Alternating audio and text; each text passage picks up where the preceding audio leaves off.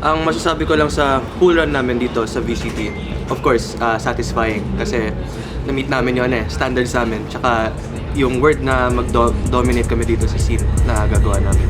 Pero hindi pa kami tapos, syempre may playoffs pa.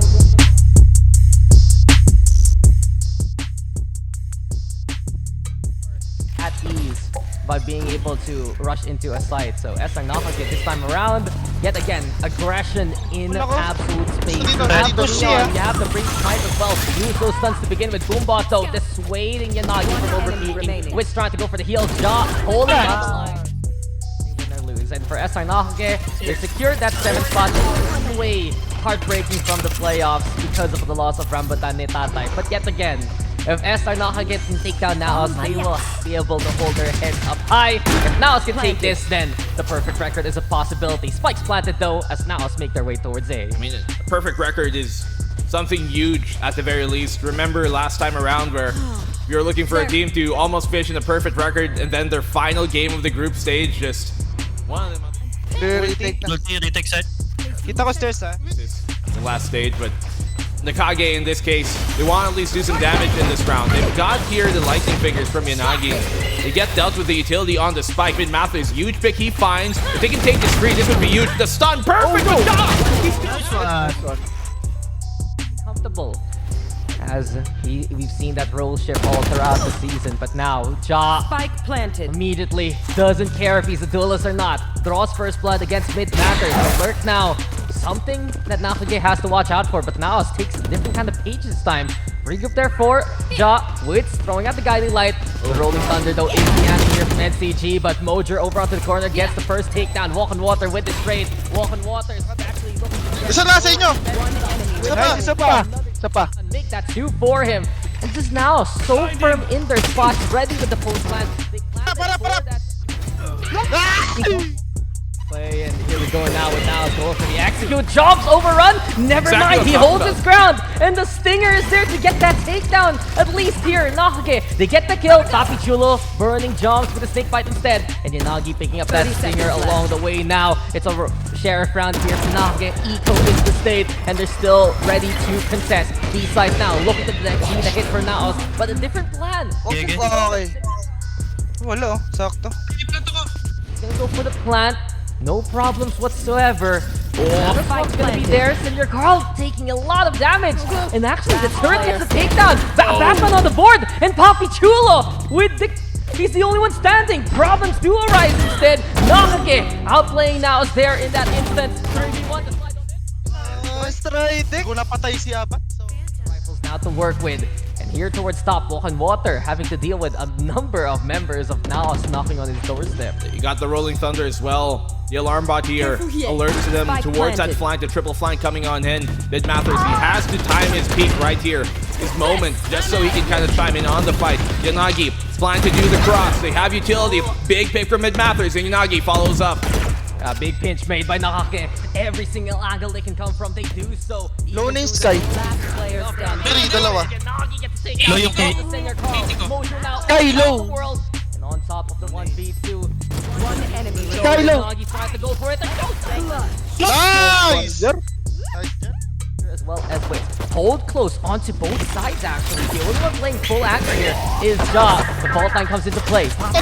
Having the back on up, but Mojer flies high and Walk on Water is just denied of his presence whatsoever. A nice pick by now. Pabalik si. Punta ko si Carl. Ipit na ako dito, Wits. Stay na ako. Dalawa. Entrance. Wits here on the peak just to keep Mojer alive, just to make sure he has the presence. Huwag na natin lang. Sige, ginagabahan ko na. Wala eh. Isa pa. O basta ba? Tulong. Patagalin mo lang. Come out of the fight on top. Yeah, an army of two only needed here by NAOS. Mojer and Wits doing everything they can to keep Mounder under control, and Ja, he's just right behind them. Bring out the knife, Ja. You know you want to do. And here we go now. Papi Chulo playing towards top, but Nakage has a different plan. They want to move towards 3 first and foremost. Clear that out. Get the fault lines and the stuns going to get the sights. I know now why they're winning. Why? It's the Wits and Singer Carl birthday. Oh, happy birthday, Bob. And there you go. A Batman fight, but NAOS do beat them back. Pikin ko nga itong 3 tara deck. Lapit ka. Nagsastar siya. Pingin ko, deck. Just 3 lang. 3 pa rin. 3 last, 3 last. Nice! How do they respond is a big question here now. They have those Seekers for the retake, just to clear out that rubble, make their life a bit easier. Make by Senior caught the drop Mojo, that's the tip of the spear. Bid Mathers as well responds in Akage. They seem to have found some life here late in the game. We'll teleport to Senior Carl gets away with that takedown. Wants to walk on water. Seekers though are the call, rolling thunder towards the site. Does it have to get Senior Carl? No, not at all. And because of it, it's pretty clear. He has the site. 4 bullets, Carl, ah. Para baba tayo. With a bit more of mobility, just do that yet again. Wits now, Senior Carl dropping on down to get those takedowns perhaps. Nice one. Nice, Carl. But the snake bite is out of range. Yeah, a bit of wars on those stars, and here we have it now. Ja with a takedown onto a Batman Yanagi, don't makes the trade happen, and Nakage trying to make the burst work, but Mojer's here, stabilized towards Halls until Mid Matters gets that takedown. 2v2 though, after everything's said and done. The flash is perfect, and the gravity... Nice! Galing mo, Wits. Staying here by art. Usually, you can Oh, they only ping. make this box work once. You mentioned it though, here Black and Blue. They pinged it, and does Wits get away with this? Senior Carl trying to be the distraction, and from that point on, Wits is there to get the takedowns. Surprise, surprise! Here's your birthday gift. It's Wits with the 2K. But the big thing is that the fact that NAOS placed their own star on that box kind of faked out Nakage to thinking it should be clear, because why would he place a star there and also have somebody there? Well, the answer is so he can back off. Flashing! Expect the gravity well, but Masalit! Right nyo! using it as a faux pas. Kalma, pre. Enemy remaining. Okay. Ingat tayo, Masalit. ingat tayo, ingat tayo. Down A. Sa kanan mo, it's... Oh, you spoke French there? Ooh la la, but well, a Batman still has to deal with Wits, and the push comes to shove as Wits and Senior Carl want to make this happen. A little bit of a last stand done by a Batman, but gets peeked there by Mojer. Wits also there for accompaniment, and eventually 2's a crowd, 3's just way too many, so Mojer cuts one down and gets that takedown. Nicely done here. Coming in from NAOS.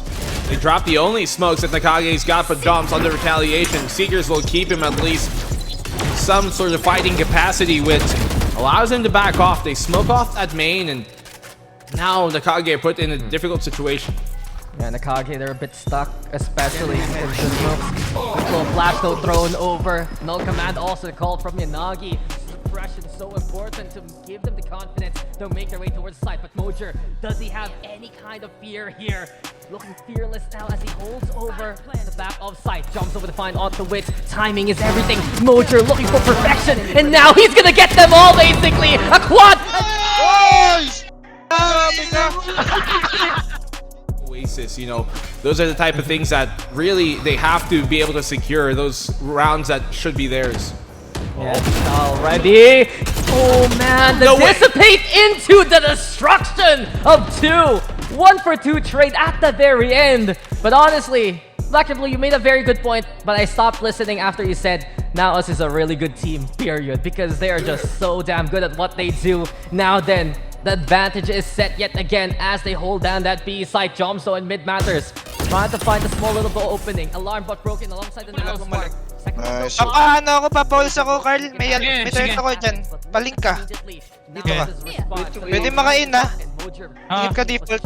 Kita ko lang itong mag-screen. Chill lang, ha? Hold on. Okay. Ito, nag-star na. Star? Nag-molly? Screens? Nanayp ako. They are lowering the player count. Mojer here holding on towards that back hall. As long as he can keep himself alive here, this should be a pretty successful hold. Yeah, Mojer holding. Dark is there though, and here we go again. The flash perhaps, but Mojer still gets one. Nakage though, even up the odds, making a 2v2. An incredible take here, courtesy of Mid Matters. But Wits right now with the wall bangs knew exactly where to spam that box because of the plant, and he does it. Wait nga. Hindi ka, Mark. Of course. Oh, wala dun. Nakagil siguro. Si swing ako lang si swing. Nakaplant sa... Pwede siya nagbilong eh. Wala. Oh, Tap ko lang. Tap ko ulit. Poppy Chulo and Wits searching for their targets. They're so meticulous at this Black and Blue, clearing out all the angles. The spam comes through the toxic screen. Now Wits knows where to go. Poppy Chulo. Sweet. That Snakebite as well there in A main with a Toxic Cloud, like literally a half second before the null command came online. Ja, of course he's gonna fight that, and of course he's gonna win, but only for the one. Good shutdown here by Mid Mathers. Yeah, big chance in your Carlo breaking the knife and at least able to hide his friends for quite a while. Through the smoke, now the cross. Yanagi and the Batman give the advantage back to SR Nahage. We're getting a good execute, but Wit has a different statement to say. 2 down to the hand of Wit after the Guiding Light gives him space to work with. But this is it, 1v1 with the greatest ones here on these teams. Papi Chulo versus a Batman on site, waiting for Papi Chulo to come his way. Default plant. Oddcues though. Batman takes it already. Papi Chulo staying his ground. He's coming in though from the tunnel.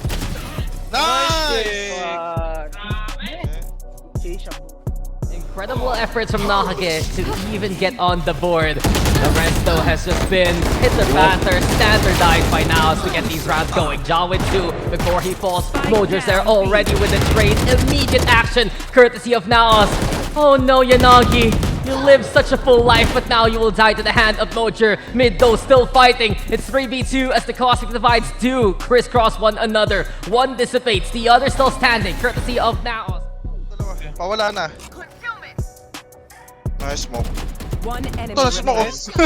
Okay. Nice one. Nice hold. Good off, good off. SR Naka can take right now because of that small little roll shift. Here we go yet again though. Mid Matters on top of things, playing from heaven. Ja already very low on the HP, but now still get the plant, so at least they have some space to work with. I'm surprised they don't smoke that heaven, knowing that they're on the eco and you can have. Deck, oh. Wala akong in, wala akong in. Low ako. Ah, ghost ka ba? Palit tayo, Carl! Sa pillar ka! Hindi, sa Turn pillar ka. Likod niya na. Kaya akin, May smoke kami, wala pa ay, de. Ping ko ba ba? Paping lang. Piniping. Ayun na, pipik na! You write home about. Yeah, play from afar, and here comes Wits playing up close. 2 with the frenzy! Walk on water though with the defense, but Senior Carl still gets takedown. Mojo on the board, and the pistols! They're enough here for now to get these takedowns. Mid Matters, can he do the impossible yet again? Has a Phantom in hand though. Third In a pa ako. 1v3 Stage, but didn't come during the regular season, and now us 1 away from perfection. That is such a, I think, inspiring team for these teams who are starting out especially. But let's see how this hit comes. Yeah, we'll see if NAOS can do it here, and Ja! No! The lava's Well, walk on the floor is walk lava. on water! You can't walk on lava then. Dalawa out. Kinuha ko art. Okay. enemy remaining. Nice one. The plant with the advantage, and even the takedowns, the only one left. Walk on water. Can he provide us a miracle here? It's a 1v3 slate, playing towards... 7-0. Hackers win.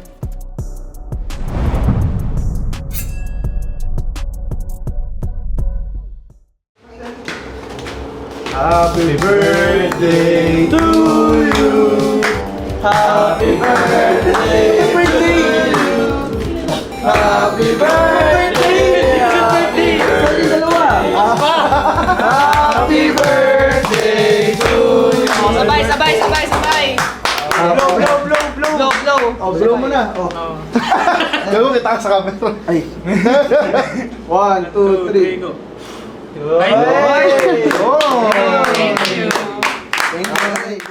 Yun, masabi ko lang, finally nakuha namin yung flawless standing namin sa groups, which is yung 7-0. And proud ako sa team kasi ay kita ko naman ginagawa namin yung best namin para sa isa't isa. Sa playoffs, yeah, ready na. G.